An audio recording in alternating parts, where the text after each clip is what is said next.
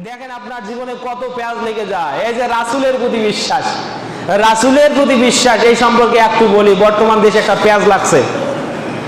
রাসূলের প্রতি বিশ্বাস মানে মক্কার মুশরিকরা আল্লাহর নবীকে বলতো, মুহাম্মদ রাইনা, হে রাখাল আমাদের দিকে তাকাও।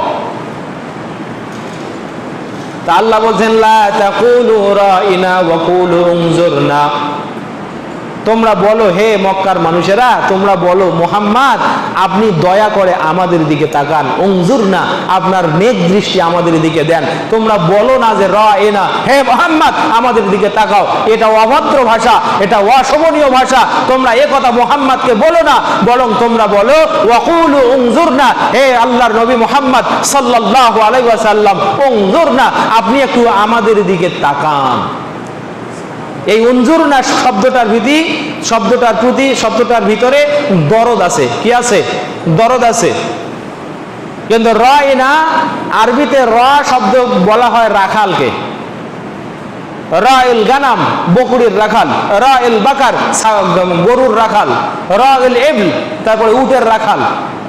এই রাখালদের বোঝানোর জন্য র শব্দ ব্যবহার করা হয়। তো মক্কার মুশরিকরা এটা পাইছে বাহানা যে র শব্দ দেখা অর্থে ব্যবহার হয়, আবার রাখাল অর্থে ব্যবহার হয়। তা আসো আমরা মুখে মুখে বলবো মুহাম্মদ আমাদের দিকে তাকাও, কিন্তু আমরা অন্তরে অন্তরে মুহাম্মদকে অপমান করবো। বলেন নাউযুবিল্লাহি মিন যালিক। তাই আল্লাহ সুন্দর ভাষা শিক্ষা দিলেন যে মুহাম্মদ সাল্লাল্লাহু আলাইহি ওয়াসাল্লামকে সম্বোধন করার ক্ষেত্রে তোমরা কখনো র ব্যবহার করবা না, বরং ব্যবহার করবে উনজুরনা, ও মুহাম্মদ সাল্লাল্লাহু আলাইহি ওয়াসাল্লাম আপনি একটু আপনার নেক দৃষ্টি আমাদের দিকে দেখেন। তা বলেন নবীর নামে কথা বলতে গেলে ভদ্রতা অবলম্বন করতে হবে নাকি হবে না? বলেন অবশ্যই ভদ্রতা অবলম্বন করতে হবে। আমার ভাইরা আসেন আপনাকে বলি নবী কাকে বলে, রাসূল কাকে বলে। আমি ফেসবুকে একটা অলরেডি পোস্ট দিয়েছি, সেখানে যারা অ্যাড আছেন তারা দেখতে পাইবেন। নবীকে সাহাফি সাংবাদিক বলা এটা বিশ্বাসের খেলাফ। নবীকে যে মানহাজে বিশ্বাস করতে হয় এটা সেই মানহাজের খেলাফ। যারা অনলাইনে ঘোরাফেরা করেন তারা এই কথা আমার ভালো বুঝবেন। বাংলাদেশের প্রথিতযশা একজন মুফাসসির, নামের প্রথমে মুফাসসির লিখলেই তো মানুষ মনে করে ও জবরদস্ত মুফাসসির, কিন্তু আসলান বাংলাদেশে এই মুহূর্তে দুই একজন ছাড়া কোনো মুফাসসির নাই, আমিও না। দুই একজন ছাড়া বাংলাদেশে কোনো মুফাসসির নাই। এমনিতেই মুফাসসির বাংলাদেশে হাজার হাজার মুফাসসির, হাজার হাজার মুফতি, এগুলো চলবে না। সম্মানিত উপস্থিতি, নবী শব্দটির ভালো করে শোনেন। নবী শব্দের আরবি সমার্থক শব্দ হচ্ছে মুখবেরুন, যিনি সংবাদ বাহক, সংবাদ কি বহন করেন, এটা মুখবের। কিন্তু সমার্থক হলেই হাকিকি হয় বা প্রকৃত অর্থ হয় এইটা কোনো ডিকশনারিবিদ বলে না। একটা শব্দের নিজস্ব স্বকীয়তা আছে, এটার সমার্থক অনেক শব্দ খুঁজে পাওয়া যাবে, কিন্তু ওই শব্দ দিয়ে হাকিকি অন্য শব্দের অর্থ ওই শব্দতে মিন করা যায় এমনটা নয়। যদি তাই হতো তাহলে একটা শব্দই এক কথার জন্য একটা ভাষাতে থাকতো, অন্য কোনো শব্দ ব্যবহার করার দরকার হতো না। এবার দেখেন এইটা বলে আপনি মনে করছেন হুজুর আপনিও তো বললেন মুখবির মানে সংবাদ বাহক, তাহলে তো সাংবাদিকে হয়। এরপরে দেখেন ওয়াল আম্বিয়া ওয়ান নবী মান আওহাল্লাহু ইলাইহি,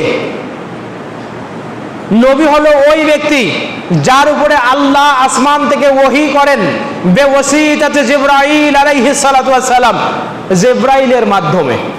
তাহলে এবার নবীর কনসেপ্ট ক্লিয়ার। নবী হলো ওই ব্যক্তি যার প্রতি আল্লাহ ওহী করেন, কার মাধ্যমে? জিবরাইলের মাধ্যমে, অথবা বিররুয়াতে সালিহা সৎ স্বপ্নের মাধ্যমে, অথবা আওবে ইলহামিন ফি কলবিহি তার কলবে আল্লাহ সরাসরি কথা ঢেলে দেওয়ার মাধ্যমে। তাহলে নবী হওয়ার জন্য এই কথাগুলো আপনার সামনে আনতে হবে। নবী হলো ওই ব্যক্তি যাকে আল্লাহ জিবরাইলের মাধ্যমে ওহী পাঠান, অথবা সরাসরি আল্লাহ নিজে তার অন্তরে কথা ফুঁকে দিয়ে দেন, অথবা তিনি ঘুমালেও যা দেখেন সেটা সত্য ওহী হয়ে যায়, সেটাও আল্লাহর বিধান হয়ে যায়। এইরকম ব্যক্তির নাম হলো নবী। আরো একটি শর্ত এসেছে, লুগাতুল মাআজিম একটা ডিকশনারি আছে, অনলাইনে দেখবেন, সার্চ করেন, সেখানে পাবেন। আর নবী হুয়া জাকারুন হুররুন জাকারুন, নবী হলো একজন পুরুষ মানুষ। নবীকে পুরুষ, স্বাধীন ব্যক্তি, কোনো পরাধীন চাকর বাকর বা অন্যের অধীনস্থ থাকে এরকম কোনো মানুষকে আল্লাহ নবী বানান নাই। নবী হলেন স্বাধীন পুরুষ ব্যক্তি। ইখতারাহুল্লাহু, যাকে আল্লাহ বাছাই করেছেন, লে তাবলীগের রিসালাতে ফি কওমিহি, তার কওমের ভিতরে তার দেওয়া বিধানগুলো পৌঁছে দেওয়ার জন্য। তাহলে নবী হলো একজন পুরুষ স্বাধীন ব্যক্তি, যাকে আল্লাহ তার পক্ষ থেকে দেয়া রিসালাত তার কওমকে পৌঁছে দেওয়ার জন্য দায়িত্ববান করেছেন। বলেন না সুবহানাল্লাহি ওয়া বিহামদিহি। এখন ভাই, আল্লাহ নবী ওই অর্থে সাংবাদিক, সন্দেহাতীত ভাবে তিনি আল্লাহর কথাগুলো মানুষের কাছে পৌঁছে দিয়েছেন। কিন্তু এখনকার যে সাংবাদিক, এই সাংবাদিক মুহাজির পাড়ায় একটা সংবাদ কালেক্ট করে, এখানে সত্য সংবাদ কালেক্ট করলো, ওই 3 মাথার মোড়ে এইটার যারা ওয়াহিদকারী, যারা বিপক্ষে, ও বললো যা লিখছিস সব বাদ, এই 10,000 নে, আমার নামেরটা ছাপায় দে। বলেন হয় কি না হয়? এই সাংবাদিককে নবীর সাথে তুলনা করা যাবে? এই কথাকে যারা আবার মুফতি নামে সাবেত করার জন্য, ওই বক্তাকে বাঁচানোর জন্য তাকে তওবা করার উপদেশ দেন, এটাই না তোমার মুফতিদের প্রথম কাজ হবে? তুমি তাকে তওবা করার উপদেশ না দিয়া তার মানহাজি নীতিভ্রষ্ট কথাকে খুব জ্বলন্তভাবে আবার ওইটাকে সাবেত করার জন্য তুমি আবার ফতোয়া দিতে লাগছো। তোমার নামের প্রথমে আবার ডক্টর। এটা নবীকে বিশ্বাস করার উসুল নয়। নবীর নামে কিঞ্চিত গোস্তাকি মানে তওবার বিষয়। কিসের বিষয়? তওবার বিষয়। এ ব্যাপারে এনায়েতুল্লাহ আব্বাসী হাফিজাহুল্লাহ, আল্লাহ তাকে রহম করুন, তিনি ঠিক কথা বলছেন। এ ব্যাপারে এনায়েতুল্লাহ আব্বাসী ঠিক আছে। যার যতটুকু ভালো সেটা তো বলতে হবে না ভাই, নাকি? আল্লাহ রাব্বুল আলামিন আমাদেরকে বোঝার তৌফিক দান করুক। তাহলে নবী এটা হলো আসমানি বার্তাবাহক, আর পৃথিবীর বার্তাবাহক যারা, সংবাদ বাহক যারা, এদের জন্য স্পেশাল একটা আরবি শব্দ আছে, সাহাফিয়ুন মানে সাংবাদিক। দুটা এক নয়। নবী আর সাহাবী লাইসা ফিহা আলাকাতান ফি শরিয়াতিল ইসলামিয়া, ইসলামী শরীয়ত অনুযায়ী এই দুইটার ভিতরে কোনো ধরনের ন্যূনতম সম্পর্ক নাই। তাই একটার উপমা হিসাবে আর একটাকে ব্যবহার করা হাযা হারামুন ইনদা কুল্লি মুসলিমিন, প্রত্যেকটা মুসলমানের জন্য একটার স্থলে আরেকটা শব্দ ব্যবহার করা হারাম হারাম হারাম হারাম, কিয়ামত পর্যন্ত এই ফতোয়া জারি থাকলো। সম্মানিত উপস্থিতি, তাই মানহাজ বুঝতে হবে। মানহাজহীন মানুষের কথা শোনা যাবে না। ও যত বড় আল্লামা হোক, যত বড় ডক্টর হোক, যত বড় দায়ী হোক, যত বড় হাফেজ হোক, যত বড় বুজুর্গ হোক, যে মানহাজ রক্ষা করে চলে না, তার কথা শোনা যাবে। এটার নাম হলো ঈমান। এটার নাম কি? ঈমান। একটা উপমা দিলাম।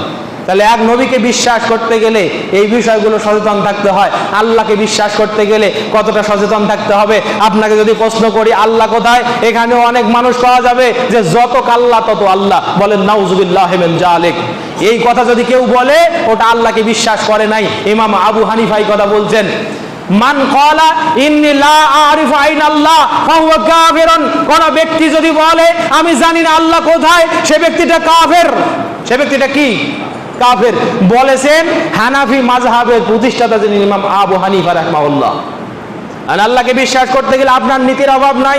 আপনি মনে করেন যত আল্লাহ তত আল্লাহ। আবার আপনাকে যদি বলা হয় আল্লাহ আরশের উপরে সমুন্নত, আপনি বলেন না না, আরশ আল্লাহর সৃষ্টি, সৃষ্টির উপরে আল্লাহ আবার সমুন্নত হয় কি করে?